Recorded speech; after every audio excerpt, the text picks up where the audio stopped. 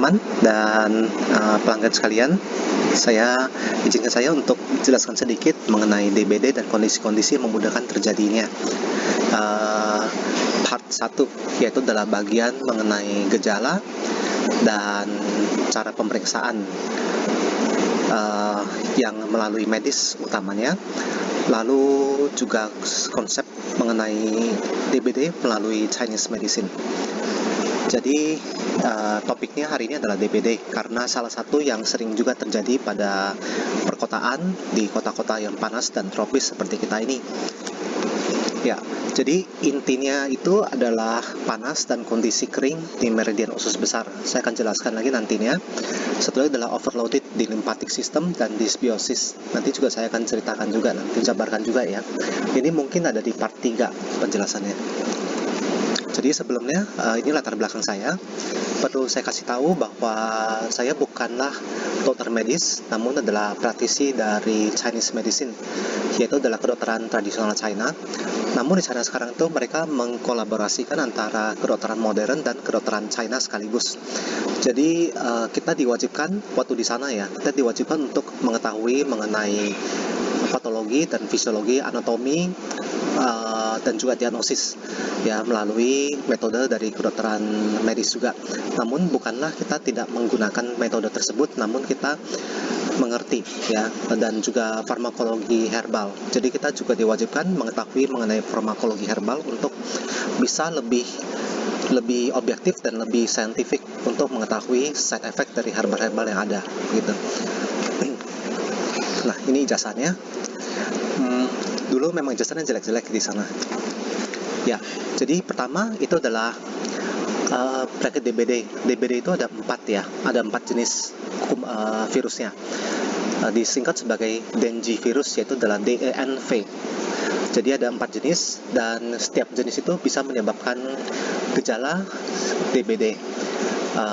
Kalau kita sudah terkena jenis nomor 1 katakanlah, maka kita akan menimbulkan antibodi atau kita mempunyai antibodi terhadap kuman Dengue virus jenis 1, namun tidak punya antibodi terhadap Dengue virus jenis 2. Nah, jadi umumnya satu orang itu maksimal bisa terkena Dengue virus selama hidupnya untuk 4 kali masing-masing dari jenis-jenis virus tersebut. Ya, perlu diketahui bahwa apabila di luar negeri biasanya kasus DBD itu cukup serius, seperti di Singapura ataupun di Amerika ataupun di Australia, karena mereka tidak begitu mengenal virus ini, dan juga virus ini sebenarnya bisa menimbulkan komplikasi yang cukup berbahaya seperti pendarahan sampai ke gejala shock. Namun di Indonesia itu kita karena alamnya demikian, lingkungan kita demikian, sehingga banyak dari kita sudah mempunyai antibodi dalam jumlah besar maupun kecil, sehingga kita tidak banyak yang menderita fatality ya karena DBD begitu.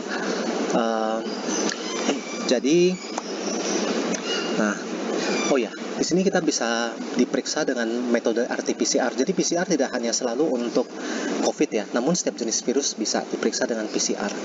Dan karena PCR terhadap DBD itu tingkat kesalahannya itu tingkat positif palsunya itu cukup tinggi, sehingga perlu diperiksa juga parameter lain, itu adalah NS1, yaitu adalah Dengue virus non-structural protein 1 ya, digabungkan dengan gejala-gejala klinis lainnya. Nah, sehingga mendapatkan diagnosa mengenai DBD. Jadi kebanyakan dari pasien DBD itu menderita gejala-gejala seperti sakit kepala, sakit di tulang orbital yaitu tulang mata, migran, mual, lemas sekali, sakit otot, ataupun bahkan muntah, ataupun tak mau makan, sakit perutnya itu nggak enak begitu. Nah, itu semuanya memang ada di seluruh dunia, itu mirip. Lalu juga ada penurunan sel darah putih, yaitu adalah leukopenia ataupun trombositopenia, yaitu penurunan platelet. Jadi kalau misalnya kita di katakanlah hari ketiga setelah panas itu, maka mulai turun dia plateletnya. Dan juga kalau misalnya di dalam 5 hari itu kita tiba-tiba diperiksa darahnya itu ternyata ada hematrosit yang naik gitu ya, eritrosit yang naik maksudnya, maaf ya, eritrosit yang naik.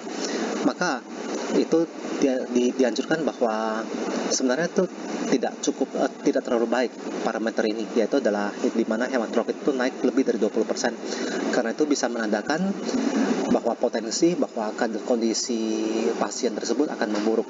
Namun di Indonesia ini terus terang jarang ya kondisi yang demikian. Namun kadang-kadang terjadi di luar negeri.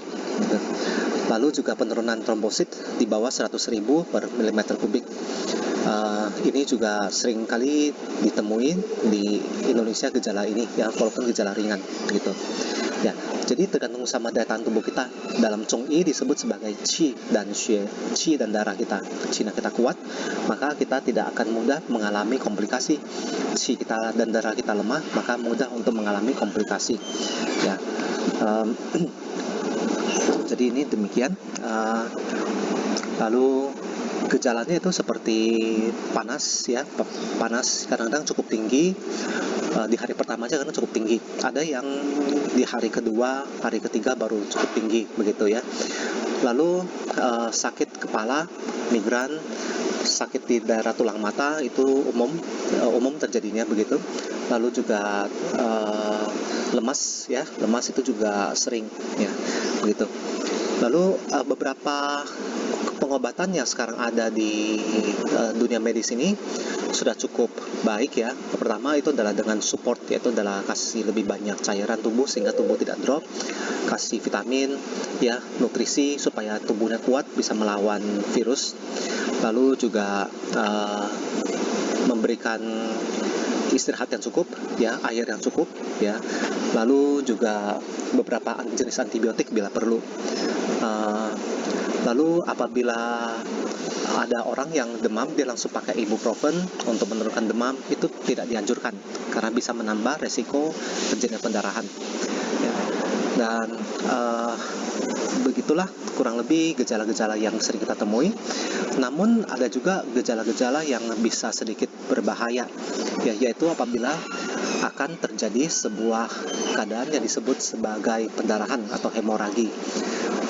Ini kasusnya cukup sedikit ya, terjadi apabila platelet sudah terlalu rendah. Biasanya ada beberapa tanda yang bisa mendahului dia ya. Pertama, saya ke slide berikutnya dulu ya. Pertama seperti ini, apabila kita ke klinik dokter biasanya DBD akan dilakukan oleh uji, yaitu adalah tes tourniquet. Tourniquet ini seperti di gambar ini ya. Pertama-tama kita akan diikat dahulu tangan kita ya, yaitu adalah daerah brachial kita akan diikat dulu oleh alat tekanan darah yang disebut sebagai sphygmomanometer. Lalu akan diukur tekanan darahnya, ketahuan atasnya katakanlah 140, bawahnya 90. Lalu dokter akan memompa lagi dan menahan di antara 90 sampai 140, katakanlah di angka 110. Ditahan sampai sekitar 2 menit, kemudian akan dilihat nih daerah kita di sini ya, yaitu adalah antecubital fossa. Daerah di sini akan dilihat apakah ada pendarahan, titik-titik pendarahan ya, yang disebut sebagai petechiae.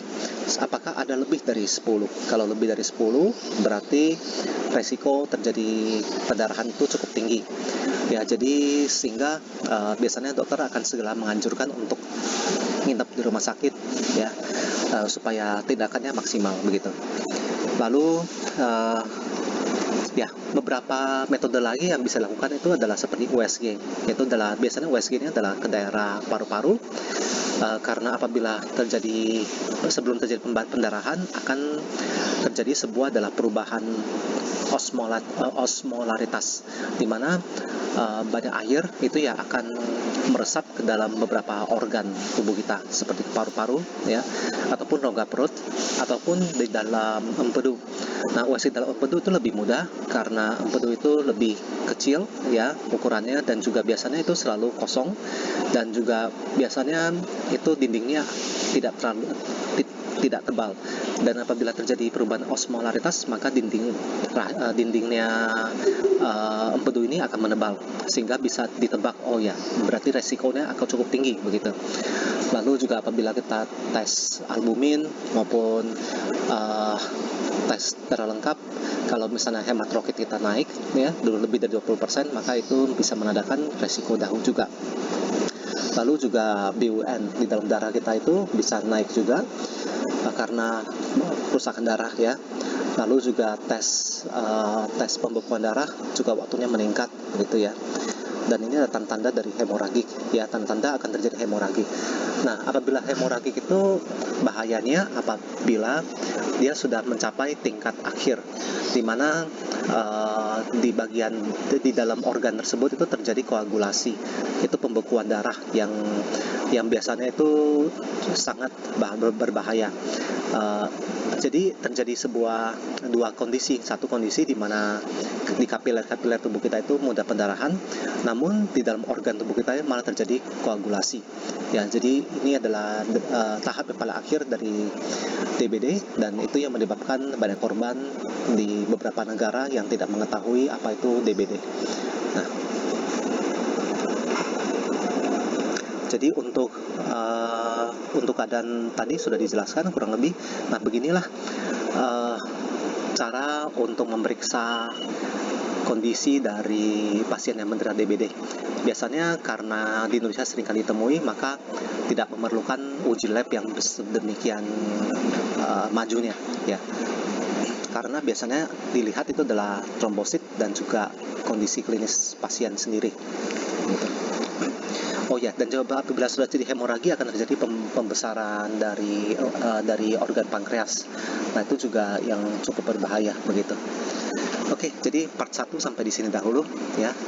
Terima kasih, semua bermanfaat.